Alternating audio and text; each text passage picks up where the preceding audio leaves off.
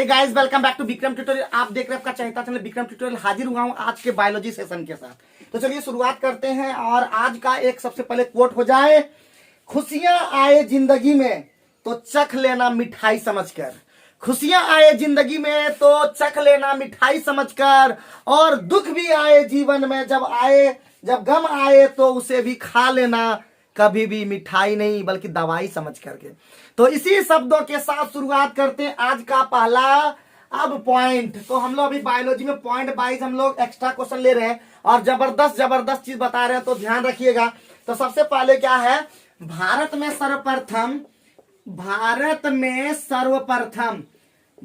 सर्वप्रथम हृदय का प्रत्यारोपण। आपको पता होगा भारत में हृदय का प्रत्यारोपण सबसे पहले कौन किया था? तो उसका नाम था पी वेणुगोपाल। ठीक है, क्या नाम था? पी वेणुगोपाल, याद रखिएगा। और पी वेणुगोपाल जो कब 1992 ईस्वी में ये काम किए थे।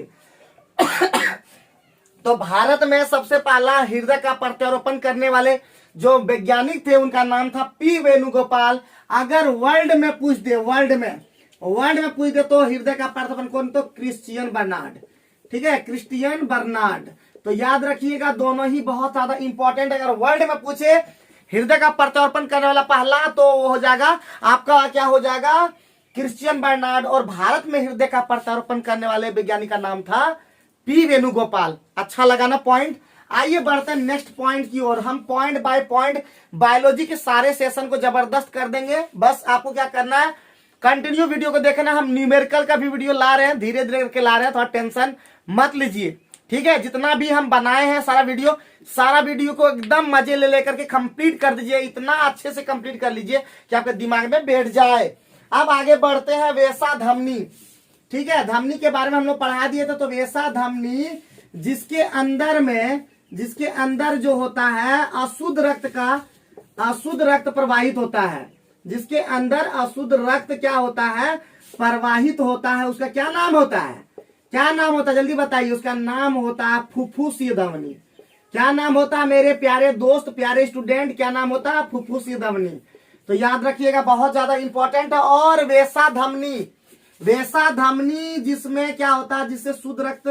वैसा धमनी जिसमें शुद्ध रक्त प्रवाहित होता है। जिसमें शुद्ध रक्त, याद रखिएगा, शुद्ध रक्त का मतलब शुद्ध रक्त को क्या करता है? शुद्ध रक्त की आपूर्ति करता है। उस धमनी का क्या नाम होता है? उस धमनी का नाम होता है कोरोनरी धमनी। क्या नाम होता है मेरे प्यारे स्टूडेंट? कोरोनरी धमनी। तो दोनों ही दिमाग रखिएगा कि अशुद्ध रक्त का प्रवाह किसके अंदर में होता है? आपका क्या नाम है? यहाँ पे लिख दिया फुफ्फुसी धमनी। और वैसा जो शुद्ध रक्त का आपूर्ति करता है उसको, उस धमनी को क्या कहते हैं? कोरोनरी धमनी। बहुत ही इंपॉर्टेंट पॉइंट है। आगे बढ़ते हैं। आगे बढ़ने पर मिलता पेस मेकर। नाम सुने होंगे, पेस मेकर। ठीक है, पेस मेकर या एस ए नोड को क्या करते हैं? हृदय की बैटरी कहते हैं। मेरे प्यारे स्टूडेंट, क्या कहते हैं? हृदय की बैटरी किसे कहा जाता है? हृदय की बैटरी कहा जाता है पेस मेकर या ऐसे नोड को। तो सारा पॉइंट इंपॉर्टेंट है। जो भी क्वेश्चन पूछेगा, डरने की आवश्यकता नहीं है आप लोग को। मैं और सूरज दोनों मिल करके आपके साथ हम लोग खड़े हैं। और कोई बनाए न बनाए वीडियो, लेकिन हम दोनों लगातार वीडियो बना रहे हैं। अभी थोड़ा सा टेंशन नहीं लीजिएगा, हम दोनों मिलके एकदम सब वीडियो में एकदम जबरदस्त कंटेंट लाएंगे। तो अभी सूरज का वीडियो भी जल्द ही मैथ का कंप्लीट हो जाएगा, तो ये फिर से आप लोग के लिए जीके जीएस लाएगा और भी चीज।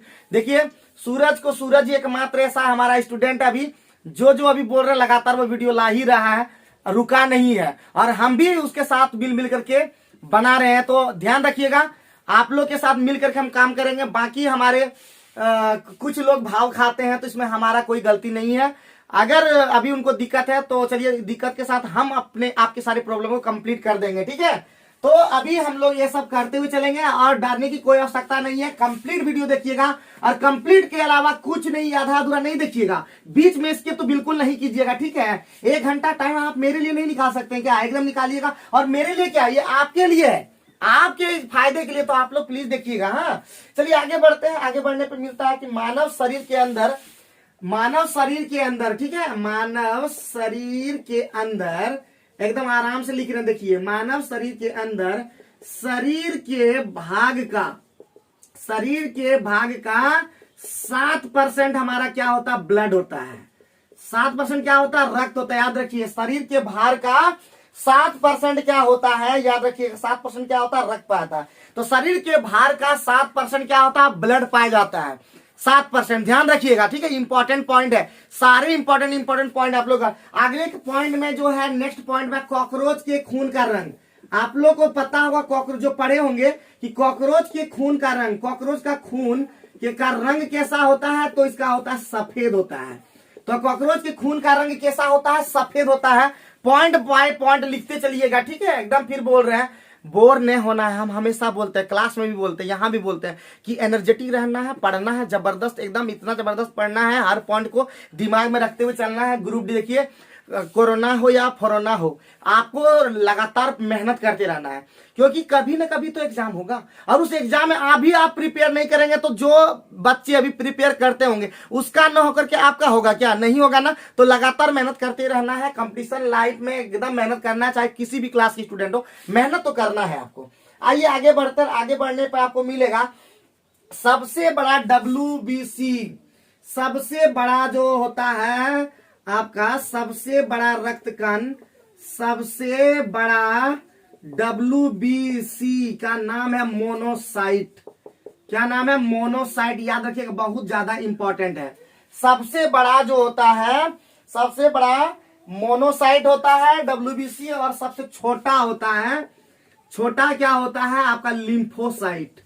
ठीक है, याद रखिएगा, लिम्फोसाइट बहुत ही इंपॉर्टेंट पॉइंट है। याद रखिएगा, सबसे बड़ा WBC मोनोसाइट, सबसे छोटा आपका क्या हो जाएगा, लिम्फोसाइट। याद रखिएगा, ठीक है। माँ का पहला दूध जो कहलाता है, जो माँ का पहला दूध होता है, माँ का जो फर्स्ट मिल्क होता है, वो क्या कहलाता है, कोलोस्ट्रम कहलाता है। बहुत ही फायदेमंद, बच्चे के लिए बहुत ही फायदेमंद होता है। माँ का पहला दूध क्या कहलाता है, कोलोस्ट्रम। बहुत ही इंपॉर्टेंट है, बहुत ही ज्यादा इंपॉर्टेंट है, ठीक है। कोई दिक्कत है जल्दी से बोलिए। सबसे बड़ा WBC का क्या नाम है, मोनोसाइट। सबसे छोटा क्या होता है, लिम्फोसाइट। याद रखिएगा, एकदम याद करते हुए चलिएगा, ठीक है। माँ का पहला दूध क्या कहलाता है आपका, कोलोस्ट्रम कहलाता है। WBC का क्या नाम है, WBC। बहुत ही इंपॉर्टेंट पॉइंट है। WBC को कहते हैं ल्यूकोसाइट। क्या कहते हैं, ल्यूकोसाइट। याद रखिएगा, WBC का क्या नाम है, ल्यूकोसाइट। और RBC का नाम है, RBC का नाम है इरिथ्रियोसाइट, इरिथ्रियोसाइट। तो याद रखिएगा, बहुत ज्यादा इंपॉर्टेंट पॉइंट, कंफ्यूज नहीं कीजिएगा। इरिथ्रियोसाइट या इरिथ्रोसाइट एक ही चीज है, ठीक है।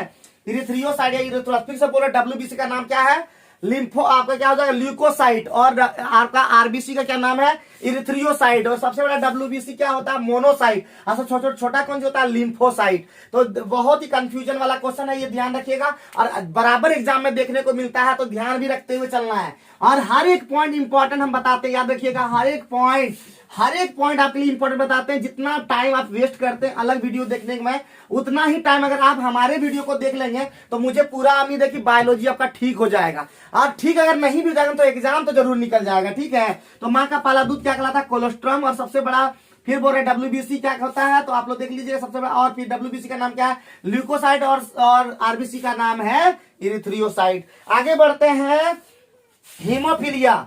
हीमोफीलिया जो होता है, सबको पता है हीमोफीलिया के बारे में। हीमोफीलिया जो होता है, हीमोफीलिया को कहते हैं शाही रोग। याद रखिएगा, शाही रोग जो होता है, यानी शाही रोग किसको कहता है, हीमोफीलिया को। यानी कोई शाही परिवार से बिलोंग करता है, शाही परिवार में ज्यादातर देखते हैं हीमोफीलिया ही हो जाता है। तो हीमोफीलिया कैसा रोग होता है, तो शाही रोग होता है, ठीक है। और एक यूनिट जो ब्लड होता है वो कितना होता है, आपको पता होगा। एक यूनिट ब्लड, बहुत लोग जानते होंगे, एक यूनिट ब्लड कितना होता है, जल्दी से बताएंगे, जल्दी से। तो कितना होता है आपका, सबको पता होगा 350 ml। तो 350 ml ब्लड को क्या कहते हैं, एक यूनिट ब्लड कहते हैं, ठीक है, याद रखिएगा। आगे बढ़ने पे बोलते हैं, दांत के अध्ययन को क्या कहते हैं, दांत के अध्ययन को। तो दांत के अध्ययन को क्या कहते हैं, जल्दी से बताएंगे क्या, दांत के अध्ययन को कहते हैं ओडोंटोलॉजी। क्या कहते हैं मेरे प्यारे दोस्तों, प्यारे स्टूडेंट, क्या कहते हैं, ओडोंटोलॉजी। याद रखिएगा। हाँ, आगे बोलते हैं, कृंतक। हमारे में दांत जो है कितने तरह का होता है, 4 प्रकार का दांत होता है हमारे अंदर में। हमारे जो मुंह में होता है 4 प्रकार दांत होता है। पहला दांत होता है कृंतक, ठीक है। पहला दांत क्या होता है, कृंतक। और कृंतक जो होता है उसकी संख्या होता है 8। और ये क्या करता है, भोजन को क्या करता है, काटता है। ये क्या करता है, भोजन को काटने में काम आता है। भोजन को काटने वाला काम किसका होता है, भोजन को काटने में किसका काम होता है? तो आपका कृंतक। कृंतक के बाद होता है रदनक। रदनक, रदनक का संख्या कितना होता है मेरे प्यारे स्टूडेंट? रदनक का संख्या जो होता है, ये रदनक का संख्या तो चार होता है। और ये भोजन को क्या करता है? चीर देता है, भोजन को रद देता है, चीरना। ठीक है, भोजन को चीरने में किसका यूज होता है मेरे प्यारे स्टूडेंट? तो आपको होता है आपका रदनक का। अग्र चवर्णक, उसके बाद क्या होता है? चौगा जो दांत बोलते हैं, अग्र, अग्र चवर्णक। ठीक है, आगे में चौगाने वाला होता है अग्र चवर्णक, इसकी संख्या होता है 8। और ये क्या कहता है? चबाने में। ये सब क्या यूज होता है? चबाने में। तो चबाने में। और होता है उसके बाद चवर्णक। चवर्णक का संख्या कितना होता है? चवर्णक, चवर्णक का संख्या होता है 12। ये भी यूज होता है कहाँ पे? चबाने में। अब एक चीज होता है, तो टोटल मिला के कितना होता है? जल्दी से बताएंगे। टोटल संख्या हो जाता है 32। तो हमारे किसी भी वयस्क पुरुष में दांतों की संख्या कितना होता है? 32। यानी 32 दांत जिसका हो गया, सोचिए वो पूर गया, समझे कि ना, वो पूरा आ गया। लेकिन हमारा अभी भी 28 दांत है, तो हम इसका मतलब क्या नहीं पूरे हैं? ऐसा नहीं होता है। तो 28 से 32 के बीच में हम मान सकते हैं कि ऐसा हो सकता है। तो अभी तो हम इतने बड़े हो गए, फिर भी हमारा 28 दांत ही हुआ है। तो कहीं ना कहीं ये सब याद रखिएगा। तो याद रखिएगा कि किसी भी वयस्क पुरुष में 32 दांत होते हैं, जिसमें से 20 दांत जो होते हैं वो दूध के दांत होते हैं, जो कि गिर जाते हैं। उसके बाद फिर से आगे के दांत होते चले जाते हैं, और अंतिम चरण में क्या होता है? धीरे धीरे दांत क्या होते हैं? कमजोर हो जाते हैं और वो गिरते चले जाते हैं, क्योंकि हम लोग उस तरह से सेवा संभार दांत का कर नहीं पाते हैं। कर पाते हैं क्या? नहीं कर पाते हैं ना। तो हम लोग बहुत तरह का भोजन करते हैं, जैसे कि हमारे दांत के लिए जो बहुत नुकसानदायक होता है वैसा ही भोजन करते हैं। तो वैसा भोजन न करें जिससे दांत को नुकसान पहुंचे। जैसे चॉकलेट नहीं खाना चाहिए, हम लोग को बहुत सारा चीजों को नहीं खाना चाहिए, जैसे कि बैंगन लटक जाता खाते रात में, रात में खाए आप बैंगन का दांत, बैंगन सट गया, तो वो सब खाना नहीं चाहिए, लेकिन हम लोग जबरदस्ती खा लेते हैं। तो बहुत सारी चीजें हैं जो देखभाल करना चाहिए लेकिन नहीं करते हैं। आइए आगे बढ़ते हैं। हाथी के दिखाई देने वाले दांत जो होते हैं, हाथी के जो दिखाई देने वाले जो दांत होते हैं, हाथी के दिखाई देने वाले दांत होता है, दिखाई देता है ना, दिखाई देने वाले जो दांत होते हैं उसे कहते हैं ऊपरी कृंतक। ठीक है, ऊपरी कृंतक दांत होता है वो, ऊपरी कृंतक। तो याद रखिएगा, हाँ, ये सब दिमाग में सेट करते हुए चलिएगा। ऊपरी जबड़े के कृंतक दांत होते हैं, ऊपरी कृंतक। ठीक है, ऊपरी जबड़ा का कृंतक दांत होता है, याद रखिएगा। आगे बढ़ते हैं, आगे बढ़ने पे आपको मिलेगा इकोलॉजी। इकोलॉजी मतलब पारिस्थितिक तंत्र जो होता है। इकोलॉजी का जो सबसे छोटी इकाई होता है, ये सब बहुत छोटी छोटी पॉइंट है, लेकिन बहुत ही खतरनाक इंपॉर्टेंट पॉइंट है। इकोलॉजी की सबसे छोटी इकाई को हम लोग क्या कहते हैं? जल्दी से बताएंगे, जीव। ठीक है, क्या कहते हैं? जीव। और सबसे बड़ी इकाई को क्या कहते हैं? सबसे बड़ी इकाई को क्या कहते हैं? जल्दी से बताएंगे। बड़ी इकाई को क्या कहते हैं? जैव मंडल होना चाहिए मेरे अकॉर्डिंग। ठीक है, क्या होगा? आपका जीव मंडल ही है। तो जीव होता है सबसे छोटी इकाई, और जीव मंडल या बायोस्फीयर जो होता है, बायोस्फीयर ये क्या होता है? सबसे बड़ी इकाई। बहुत ज्यादा इंपॉर्टेंट पॉइंट है, और सारे पॉइंट मिलने के बाद आपका जीके और जीएस आपका अच्छा हो जाएगा, ये बात हम बोल सकते हैं। आप हमारे आर्यभट्ट का वीडियो देखिए, और अभी हम लगातार आप लोग के लिए बायोलॉजी का ला ही रहे हैं सेशन। और बहुत लोग ये बोलना चाहते हैं कि आप न्यूमेरिकल का वीडियो नहीं लाते हैं। न्यूमेरिकल का वीडियो भी लाएंगे, लेकिन जबरदस्त लाएंगे। हम लगातार अभी बना ही रहे हैं, टाइम जैसा जैसा मिलते जा रहा है हम बनाते हुए जा रहे हैं, और बनाते रहेंगे आप लोग के साथ, और सारे चीजों को खत्म करेंगे। बस आप लोग को बने रहना हमारे चैनल में। चलिए आगे बढ़ते हैं। नेक्स्ट पॉइंट है पारिस्थितिकी शब्द जो है सबसे पहले क्या लाया था? पारिस्थितिकी जो शब्द है, पारिस्थितिकी शब्द जानते हैं क्या लाया था? पारिस्थितिकी शब्द मतलब इकोलॉजी या इकोसिस्टम यहाँ बोलते हैं। ठीक है, इकोसिस्टम। ठीक है, इकोसिस्टम जो शब्द है वो सबसे पहले किसने प्रयोग किया था? जल्दी बताइए, सबसे पहला प्रयोग क्या किया था? सबसे पहला प्रयोग जानते हैं क्या? जल्दी से बताएंगे। तो सबसे पहला प्रयोग किया था एजी टेंसले। किसने किया था? एजी टेंसले। तो याद रखिएगा, हमारा जो सबसे पहला इकोसिस्टम का प्रयोग किया था एजी टेंसले ने प्रयोग किया था। आगे बढ़ते हैं। टाइलिन का मुख्य कार्य, जो टाइलिन होता है हमारा एंजाइम जो हमारे लार में होता है, टाइलिन का जो मुख्य कार्य होता है, टाइलिन का मुख्य कार्य जो होता है वो क्या करता है? आपका टाइलिन का मुख्य कार्य जो होता है स्टार्च को माल्टोज में बदलना होता है। स्टार्च को किस में बदलना है? माल्टोस में। स्टार्च को माल्टोस में बदल देता है कौन? आपका टाइलिन। तो ये सब दिमाग में पॉइंट रखते हुए चलिएगा। आगे बढ़ते हैं। हड्डियों के अध्ययन को क्या कहते हैं? तो यहाँ पे हम लिख देते हैं, ऊपर में लिखते हैं क्योंकि नीचे में हो सकता नहीं दिखाई दे।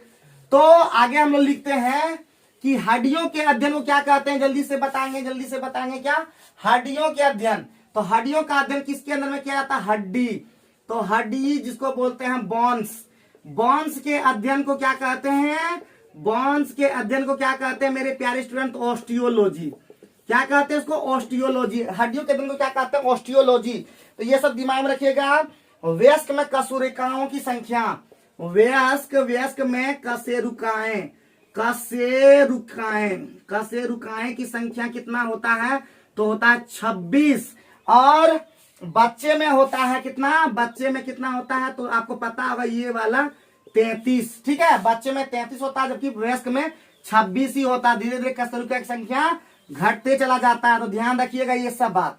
आगे बढ़ते हैं, आगे बढ़ने पे हमको मिलता है, तो आगे से हम लोग बढ़ते, आगे बढ़ने से पहले हम लोग जो है कुछ एक हो जाए एक टर्म, फिर से वही कुछ कोर्स। अपनी राह के हर कदम पर लड़खड़ाया मत करो, कामयाबी पानी है तो संभल जाया करो, मत शोर करो अपने अगले कदम की, चुपचाप अपनी मंजिल की ओर आगे बढ़ जाया करो। और इसी के साथ हम लोग बढ़ते हैं नेक्स्ट पॉइंट की ओर। अभी हमारा पॉइंट खत्म नहीं हुआ है। बच्चे के जन्म के समय कौन सा हार्मोन उत्पन्न होता है, सबको पता होगा कि बच्चे का जब जन्म होता है, बच्चे के जन्म के समय कौन सा हार्मोन यूज होता है, रिलैक्सिन। ठीक है, रिलैक्सिन हार्मोन जो है हमारा उत्पन्न होता है मादा के अंदर में, और यही स्रावित होता है। विटामिन सी को हम लोग क्या कहते हैं, घाव भरने वाला विटामिन कौन है, तो घाव भरने वाला विटामिन याद रखिएगा, घाव भरने वाला विटामिन का नाम है विटामिन सी। याद रखिएगा, जो घाव भरने वाला विटामिन को क्या कहते हैं, विटामिन सी।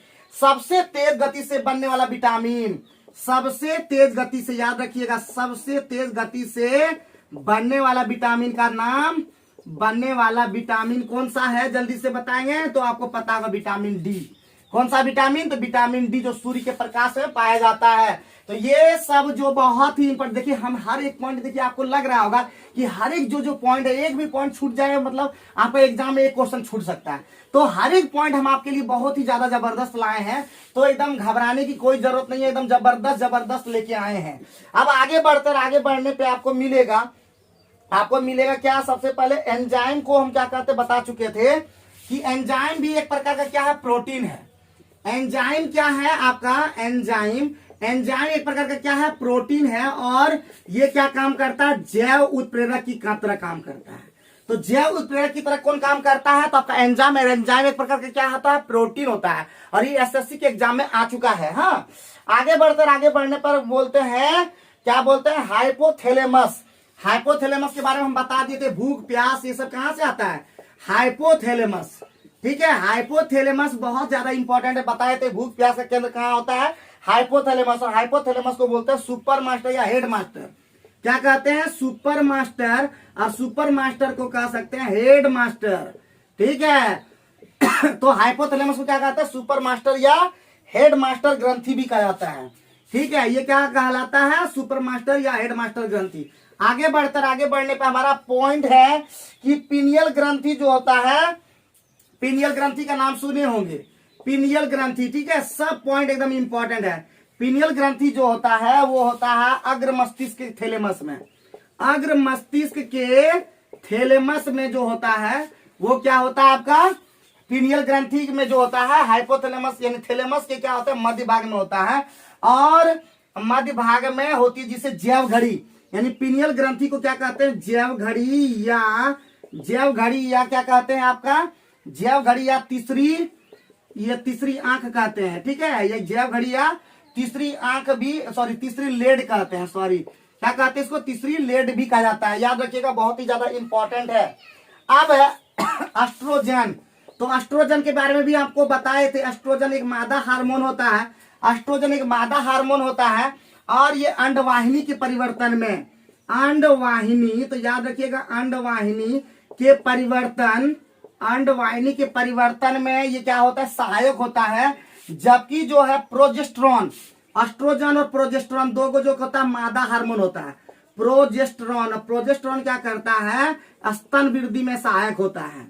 ठीक है, स्तन वृद्धि में कौन काम करता है आपका, स्तन वृद्धि में सहायक होता है प्रोजेस्टेरॉन, और अंडवाहिनी के परिवर्तन में सहायक कौन होता है आपका, एस्ट्रोजन। आगे बोलता है टर्नर सिंड्रोम, ऊपर में हम अभी लिखते हैं। ठीक है, देखिए सब ऊपर में लिख रहे हैं क्योंकि हम लिखते जा रहे हैं, एकदम रुके हुए नहीं है हम, एकदम थोड़ा सा गति हम थोड़ा सा उतना नहीं दे पा रहे हैं, लेकिन इतना जरूर है कि आपके लिए हम जबरदस्त वीडियो ला रहे हैं, एकदम रुके नहीं है, एकदम लगातार कंटिन्यू हम बात कर रहे हैं, लगातार बात करते हैं, एकदम खत्म कर देते हैं एक साथ में। टर्नर सिंड्रोम जब हो जाएगा, अगर टर्नर सिंड्रोम हो जाएगा बाबू भैया, टर्नर सिंड्रोम किसी के अंदर में बीमारी होगा तो गुणसूत्र की संख्या जो हो जाएगा, गुणसूत्र हो जाएगा उसके अंदर में 45। नॉर्मल में हम लोग जानते हैं कि गुणसूत्र की संख्या होता है 46, लेकिन नॉर्मल जैसे टर्नर सिंड्रोम हो जाएगा तो क्या हो जाएगा 45। लेकिन जैसे डाउन सिंड्रोम हो जाएगा, और डाउन सिंड्रोम अगर हो जाएगा तो गुणसूत्र की संख्या कितना हो जाएगा 47, और नॉर्मल में हमेशा कितना होगा 46। आगे बढ़ने पर मिलता है हीमोफीलिया और वर्णांधता।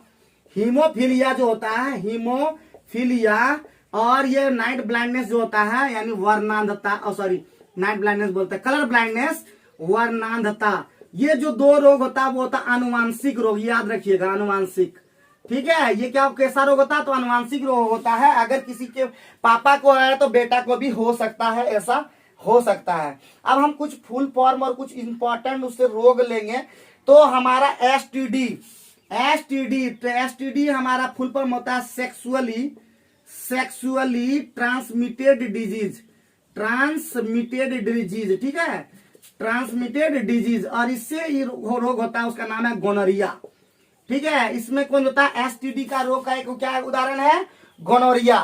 गोनोरिया जो होता है बैक्टीरिया के कारण होता है। ये कौन चीज होता है, किसके कारण होता है, बैक्टीरिया के कारण, याद रखिएगा। आगे बढ़ने पर एड्स भी जो होता है वो एसटीडी के अंदर में आता है, एड्स। और एड्स का फुल फॉर्म तो आपको पता ही है, लिखने की जरूरत नहीं है। और एड्स जो होता है वो वायरस के कारण होता है। आगे दूसरा हम लोग नेक्स्ट बढ़ते हैं, और एड्स के उपचार के लिए एड्स टेस्ट होता है, एड्स का टेस्ट होता है, उस टेस्ट को कहते हैं एलिसा टेस्ट।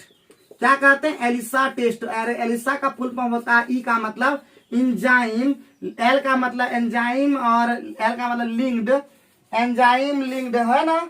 उसका आई से इम्यून, यही लिख देते हैं इम्यून, हाँ, एस से सॉर्बेंट हो जाएगा, और ए से क्या हो जाएगा, एस से हो जाएगा। तो ये हो जाएगा आपका फुल फॉर्म। उसके बाद एड्स उपचार के लिए एड्स का टेस्ट होता है, उसके बाद एड्स का उपचार भी आजकल निकल गया है। एड्स का उपचार जो होता है वो होता है आपका आजकल हो गया है, जिसका नाम है एजेडटी, एजिडोथाइमिडीन, इसका नाम है एजिडोथाइमिडीन।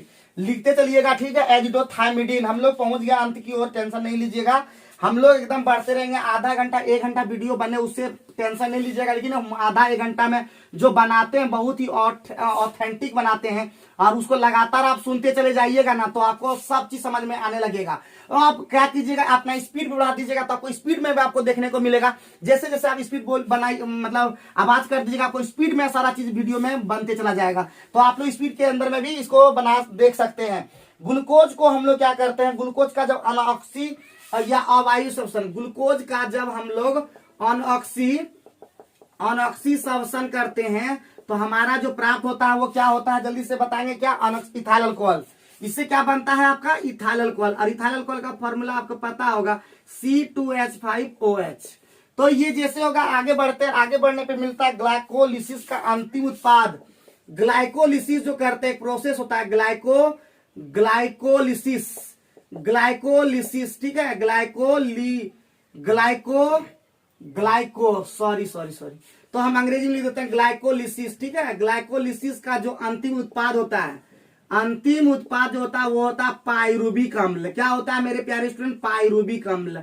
तो ये ध्यान रखते हुए चलना है, ठीक है, पाइरुबिक अम्ल। आगे बोलते हैं ऊर्जा की मुद्रा किसे कहते हैं, ये सब हम बता चुके थे, लेकिन फिर से रिवीजन कर रहे हैं। ऊर्जा की मुद्रा जो होता है वो होता है आपका एटीपी। ऊर्जा की मुद्रा क्या होता है, एटीपी। ग्लूकोज का एक अणु कितना देता है, आपको पता होगा कि ग्लूकोज का एक अणु जो होता है वो कितना देता है, 38 एटीपी देता है। कितना देता है, 38 एटीपी। याद रखिएगा, शरीर में थकान का कारण जो होता है, शरीर में थकान का कारण हमारे मांसपेशियों में कौन सा चीज जमा हो जाता है, तो लैक्टिक अम्ल जमा हो जाता है। हमारे शरीर में लैक्टिक अम्ल जमा होने के कारण हम लोग के शरीर में थकावट जैसा लगने लगता है। और IAA लास्ट पॉइंट बचा है, IA, इसको बोलते हैं indole acetic acid. Indole acetic acid, और ये एंडोएसिटिक एसिड जो होता है वो आपका ऑक्सिन हार्मोन होता है। ये क्या होता है? Auxin hormone. एटीपी का फुल फॉर्म जो होता है एडिनोसिन ट्राइफॉस्फेट होता है। तो आप लोग जरूर देख लीजिएगा हर एक चीज को। तो आज का वीडियो कैसा रहा कमेंट बॉक्स में जरूर बताएं, और हम लोग बहुत ही अपने दिल से बहुत ही ज्यादा अच्छे से बनाने का प्रयास करते हैं। आप लोग तक किस तरह पहुंचता है पता नहीं, लेकिन हम लोग बहुत ज्यादा मेहनत करके बनाते हैं और आप लोग उतना प्यार नहीं देते हैं, बहुत बुरा लगता है। खैर कोई बात नहीं, फिर भी आप अपने जीवन में आगे बढ़े, आपके सपना जल्दी ही पूरा हो, इसी मनोकामना के साथ हम विदा लेते हैं और फिर मिलते हैं नए वीडियो में और भी चीजों के साथ। आप लोग को इसी प्रकार हमारे चैनल को प्यार देते रहे, अगर नहीं भी देते तो कोई बात नहीं, लेकिन देखते रहें, खुश रहें, मस्त रहें, तंदुरुस्त रहें और अपने माँ बाप का कहना जरूर माने। Thank you very much.